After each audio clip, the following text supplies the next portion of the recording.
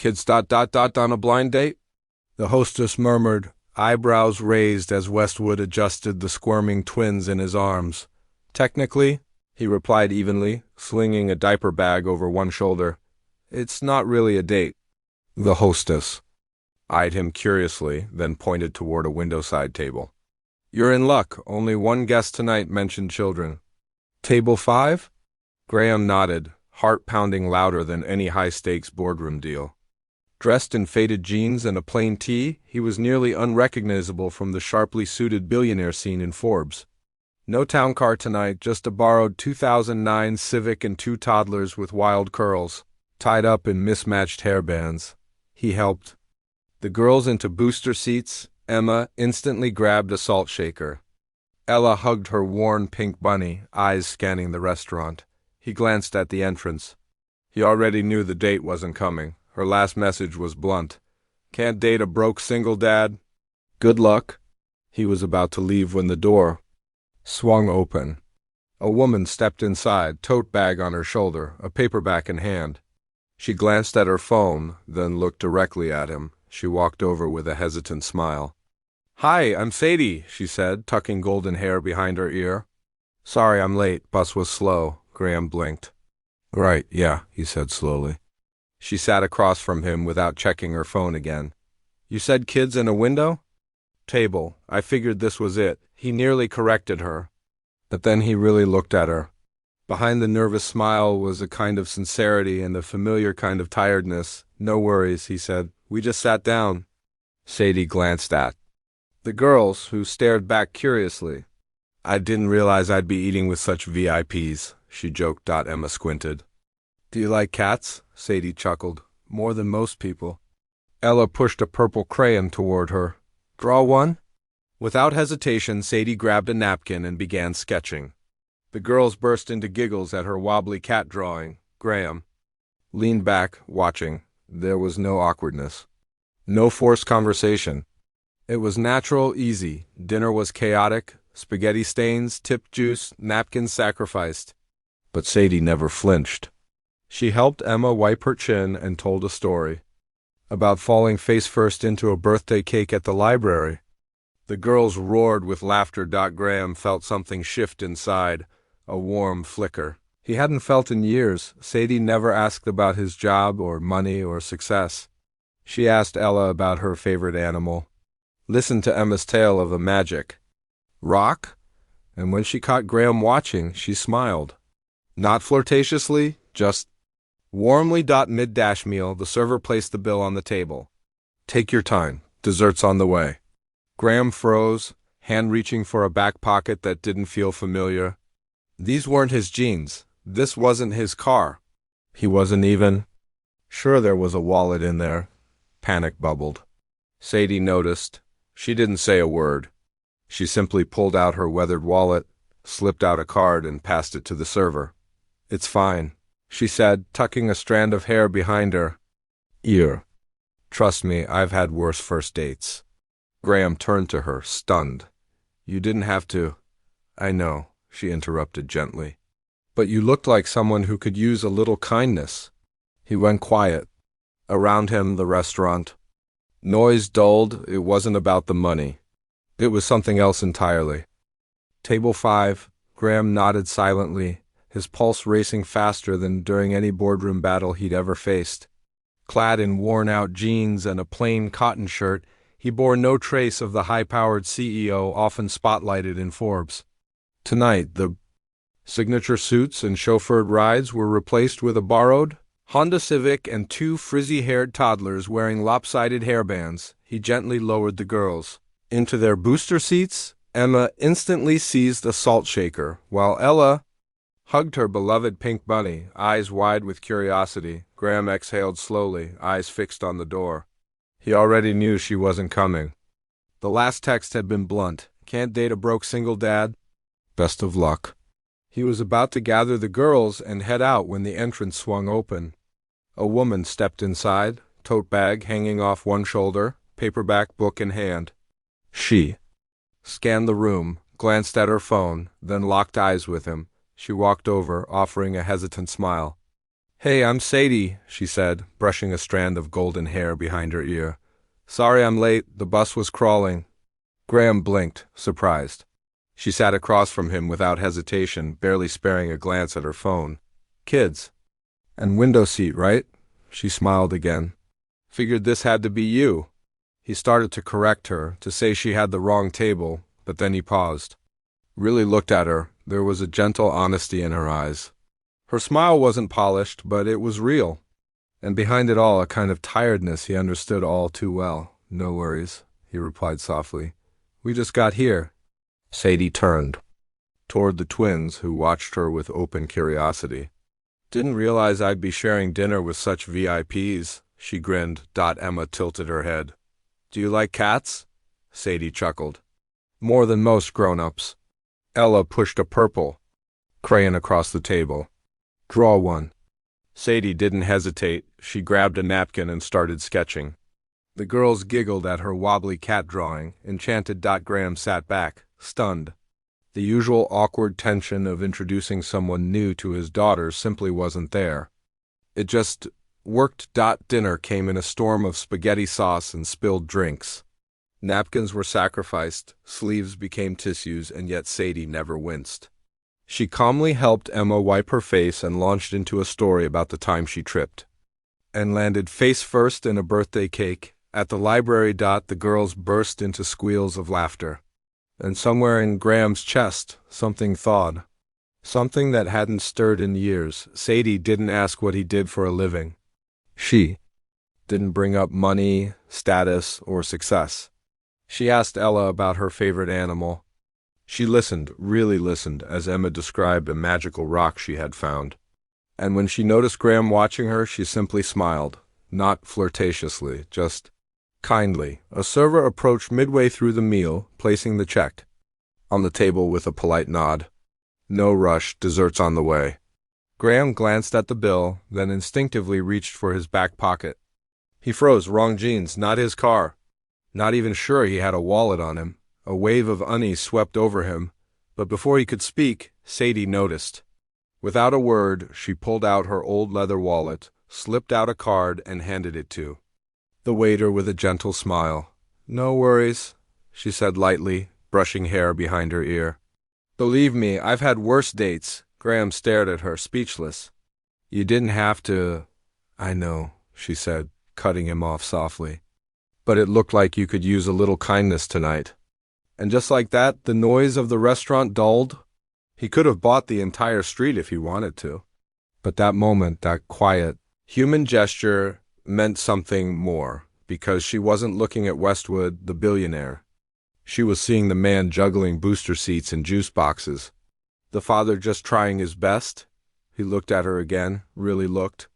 Faint lines at her eyes spoke of long nights spent reading, not partying. Her blouse was simple, her hands unpolished. She wasn't trying to impress, she was just present. The restaurant slowly emptied, but their table buzzed with quiet laughter and scattered crayons. Sadie reached for a breadstick, snapped it in half, and handed a piece to Ella as she began telling a story from her childhood. I grew up in a house where money was tight, she said, voice soft with memory, but we had books on shelves, under beds, even in the bathroom. Stories were everywhere. My mom used to read to me by candlelight whenever the power cut out, Sadie said, her voice soft with memory. Those nights made me fall in love with stories. That's why I became a librarian. Books made me feel wealthy. Even when we had nothing else. Graham listened carefully. There wasn't a trace of bitterness in her tone, just quiet. Thankfulness for the little things that had shaped her life. It struck him deeply. Most women he dated had grilled him about Aspen, ski trips, vintage wines, or luxury cars, but Sadie, she hadn't asked a single thing about his career. She didn't seem to care about his status, only about who he truly was. For the first time in years, Graham felt truly seen. You must really love what you do, he murmured. Sadie nodded. With a smile, I do. The after-school kids, they light up when I remember their names or save a book just for them. It's not big, but it matters, or at least I like to think it does. Ella leaned her head gently against Sadie's arm. Without pause, Sadie brushed a crumb from the little girl's cheek. "These two," she whispered, glancing at the twins. "They're something special." "They're my entire world," Graham said quietly, swallowing hard when dinner came. To an end, Graham offered to walk her to the bus stop, or at least give her a ride. "It's not a fancy car," he joked. "But it'll get you there." Sadie glanced outside, hesitated, then smiled gently. "It's okay. I like to walk. Clears my mind." He tried not to show the disappointment in his eyes. "Of course." She turned to the girls, gave them a warm wave, and bent down to kiss Ella's forehead. "Thanks for the artwork, little Picasso. Come draw again," Emma shouted. Sadie's smile lingered. "Maybe." Then she turned and disappeared into the night. Graham drove home in silence. The twins were already dozing in their seats, little fingers still smudged with crayon marks. One torn napkin fluttered on the dashboard, a scribbled drawing of a crooked cat and the words Sadie plus Ella scrawled in uneven letters. When they arrived, Graham sat in the parked car, staring at that drawing. His chest tightened. His mind drifted to another night, years ago, when Carolyn, his late wife, had been on the kitchen floor with the girls, drawing animals on newspaper with washable markers. Her laughter had filled the room. That memory had followed him like a shadow, making any new connection feel like a betrayal. But tonight, with juice spilled, sleeves stained, and laughter ringing, it felt different. There was no guilt, no fear, just something that felt like peace. Maybe healing wasn't betrayal after all. Maybe it was permission to move forward. He folded the drawing gently and placed it in the glove compartment. A fragile sense of hope settled in his chest. He didn't know if he'd ever see Sadie again, but she had already left her mark. And somehow, for now, that was enough. 4 days passed. 4 days since Sadie had accidentally walked into the wrong date and completely disarmed him with nothing more than crayons, spaghetti sauce, and unshakable kindness. Her face stayed in his mind, the way she laughed with the girls, the way she quietly picked up the bill, the way she never judged. The only clue he had was a throwaway line. "I work at the library near Pine Street. The one with the red doors." That Saturday morning, Graham loaded the girls into the car. It was just a casual visit, he told himself. No pressure, no plans, just curiosity, and a flicker of hope. The red doors weren't hard to find. Inside, the smell of old books and polished wood greeted them like an old friend. A group of children sat cross-legged in the reading corner, eyes glued to a woman in a soft cardigan holding an open picture book. And then the bear said, "Who took my hat?" Sadie's voice rose theatrically, making the kids erupt into laughter. Emma gasped, "That's her!" Before Graham could stop them, the girls darted forward. Squeezing between the kids to get closer, Sadie paused mid-sentence. Her eyes widened when she saw Graham standing at the doorway, hands in jacket pockets, shoulders stiff. "Hi," he said. Voice low. She closed the book slowly. "Okay, everyone, quick break. 5 minutes. The kids groaned and wandered toward beanbags. Sadie stood up. "You found me." "I remembered what you said," he replied, "about the red doors." A heavy silence settled between them. Not uncomfortable, just uncertain. Ella held out a folded piece of paper. "We made you another drawing." Sadie took it with a soft smile. "Thank you, sweetheart." Then her eyes returned to Graham. "You weren't the guy I was supposed to meet that night," she said quietly. "No," he admitted. "You were expecting someone else." Sadie crossed her arms. "So why did you stay?" Graham drew a slow breath. "Because I couldn't just walk away," Graham said, voice low. "Not when someone finally saw me. Not the CEO, not the guy with too many zeros in his net worth. Just me, the father holding it all together. The widower trying to find his footing. The man who needed one night that didn't feel like a performance." Sadie's lips parted slightly, eyes unreadable. "I didn't lie," he added quickly. "I didn't fake anything. I just didn't correct you.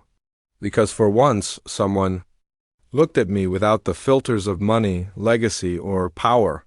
You sat down, listened to my girls, paid for dinner without blinking, and laughed when things got messy."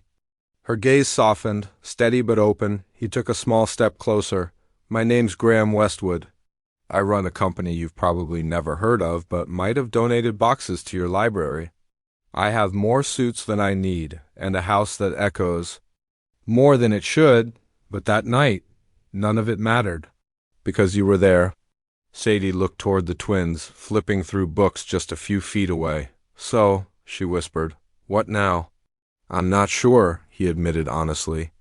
"I just knew I couldn't let you vanish without telling you the truth. Not to change anything, just, because you deserve that." She glanced down at the drawing still in her hands.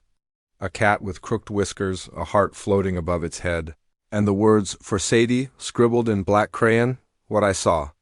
"That night," she murmured, "it felt real. The way you looked at your daughters. The way they looked at you. The way you looked at me, like you were scared to feel something. It was real," he said firmly. She met his eyes. "But I need time to understand what's real. Especially when your world is a lot," he nodded. "Take all the time you need." There was a pause, not an ending, just space. And for once, that was enough. In the days that followed, their moments were quiet. Simple. Graham began bringing the twins to the library more often, accidentally on purpose. As Sadie called it, she always smiled when they walked in, pretending surprise even when she was expecting them. They met once at the park. The girls ran barefoot through the grass while Sadie read aloud from a children's story, her voice carrying over the breeze. Graham sat on a nearby bench, watching her. Somehow, she made an ordinary afternoon feel important. Not flashy, not grand, just steady. Then, one Friday, a folded paper appeared in Sadie's mailbox. Written in childlike handwriting. "Dear Miss Sadie, come eat dinner with us. We made drawings and cookies. Love, Ella and Emma, and Daddy too."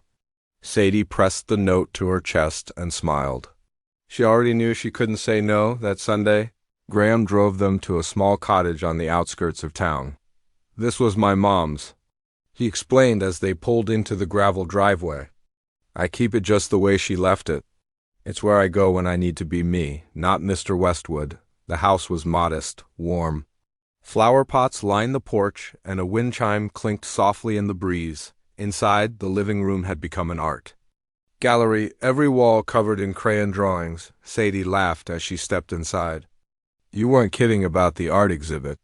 Ella grabbed her hand. "Come sit by me." Spaghetti again, by popular demand.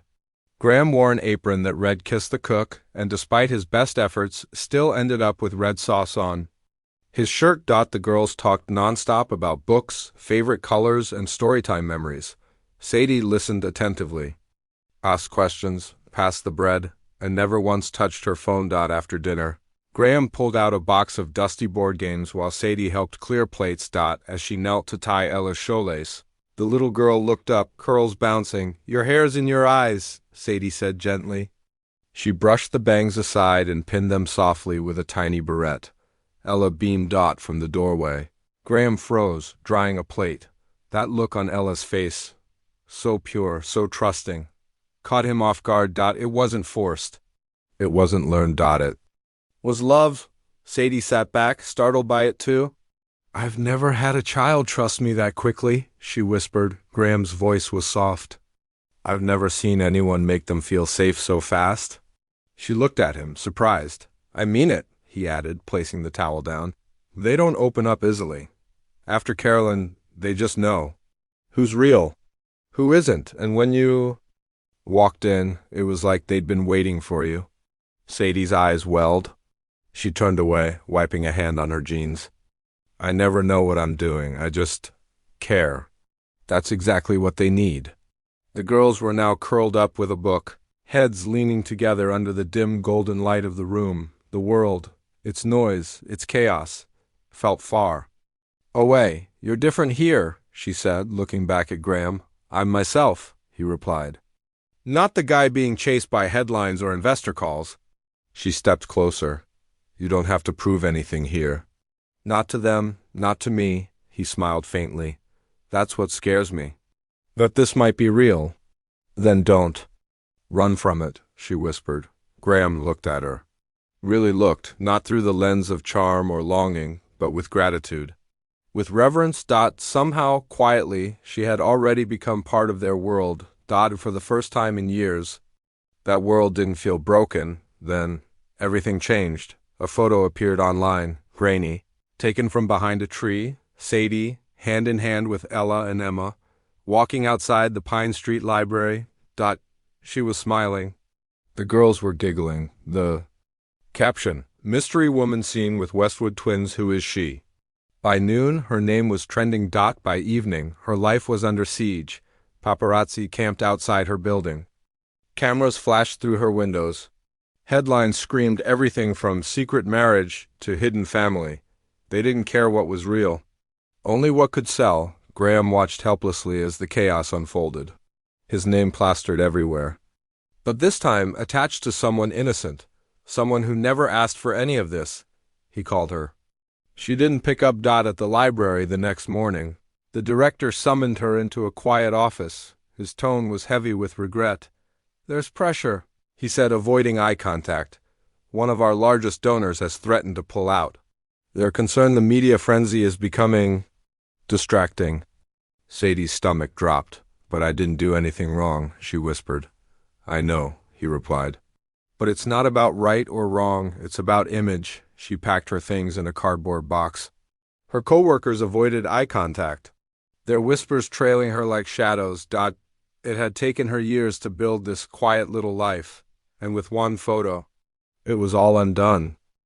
That evening, Sadie sat in silence on her couch, the glow of her phone screen lighting up the dark room. Message after message poured in. Unknown numbers, journalists, curious strangers, social media opinions. Endless noise, only one message made. Her pause, she read it more than once. "Sadie, please. Talk to me. I didn't know it would get this bad." Graham, but she didn't reply. By morning, the chaos had reached her doorstep. A line of reporters crowded the sidewalk outside her building. Flashbulbs popped. Questions shouted. Neighbors peeked from behind curtains. "Is it true? Are you marrying him?" A voice yelled from down the hall. Then came a different sound. A car door closing. Footsteps on concrete. And then silence. The kind that only falls when someone unexpected steps into view. Graham Westwood stood at the bottom of her front steps. His tailored coat hung open, his hair tousled by the wind. Cameras clicked furiously. He didn't flinch. He looked directly. At her door, from her window, Sadie watched, her fingers trembling as they clutched the edge of the curtain.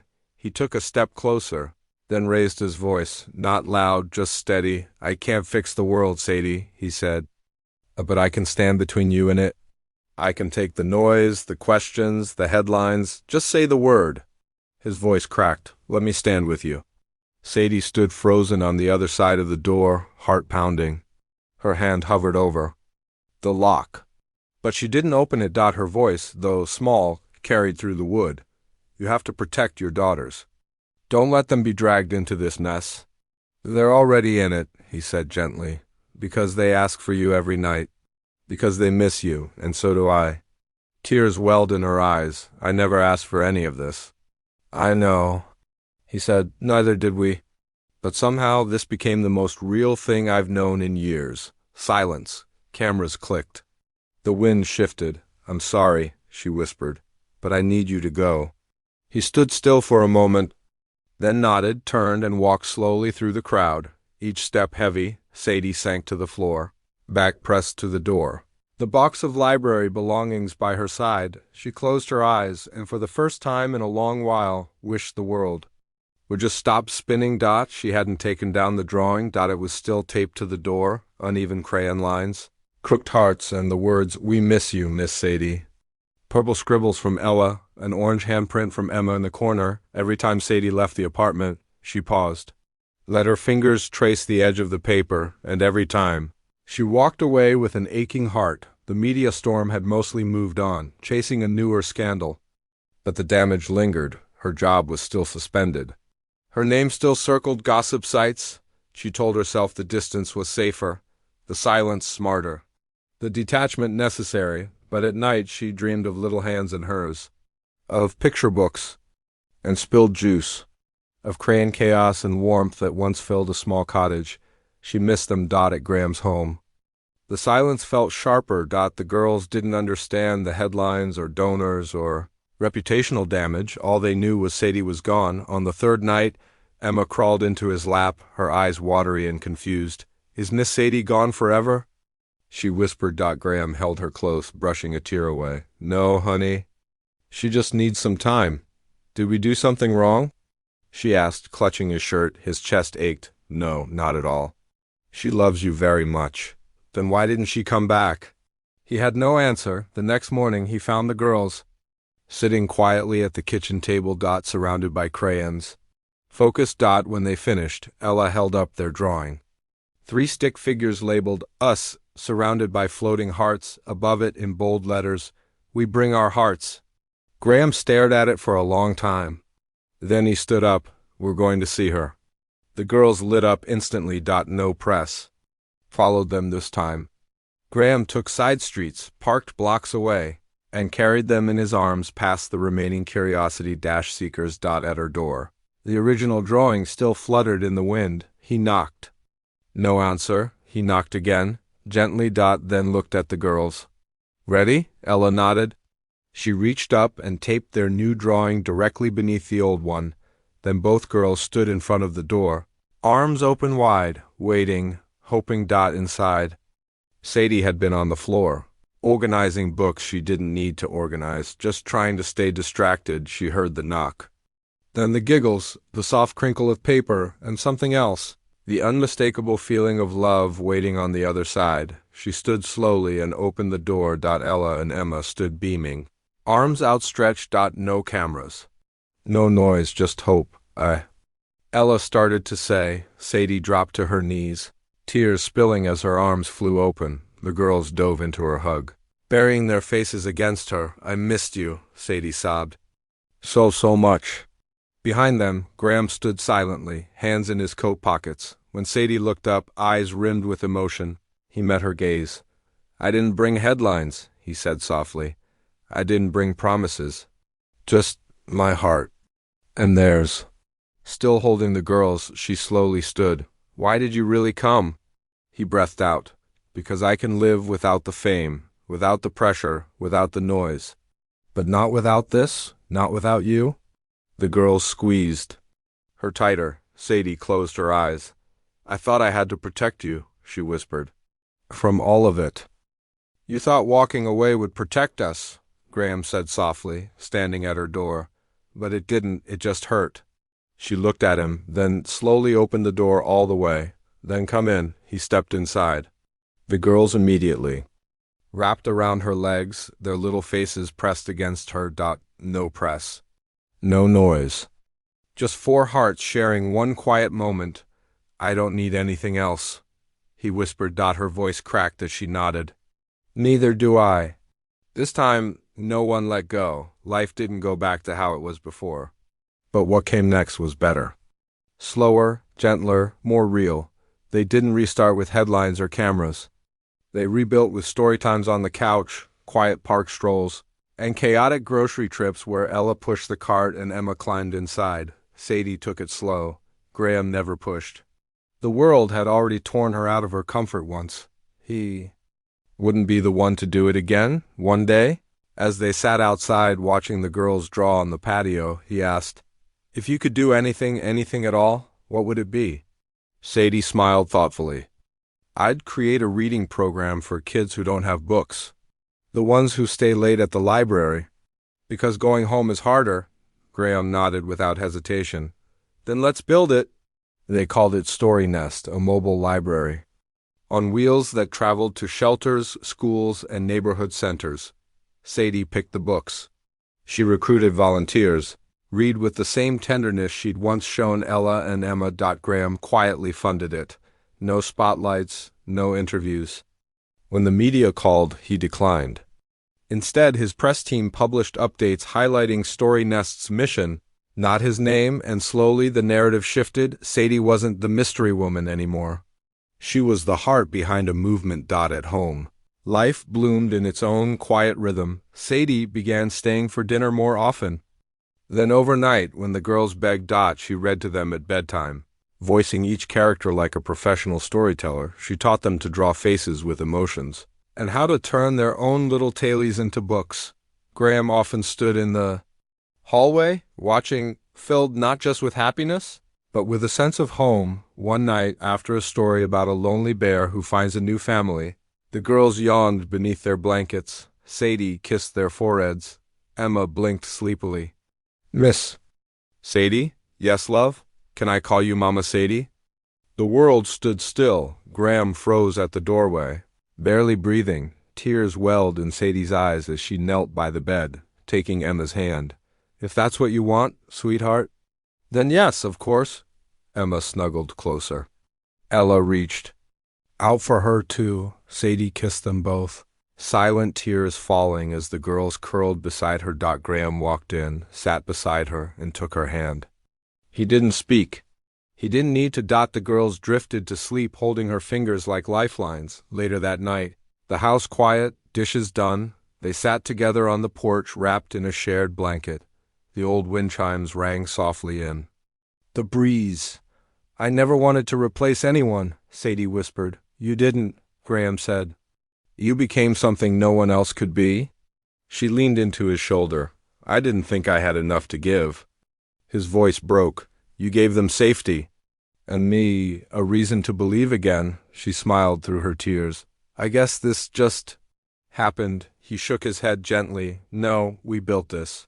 One tiny choice at a time. This was us choosing." She nodded, heart full, under the warm glow of the porch light. They weren't forming a family anymore. They already were one. A year passed. Much had changed. And yet the best things stayed the same. Sadie still lived in her cozy flat above the Pine Street bookstore. She returned to the library, not for a paycheck, but for love. Children still ran into her arms. She appeared in quiet articles about Story Nest, but no one called her the CEO's fiancée anymore. She was just Sadie, and that was more than enough. Graham never asked her to move into his mansion.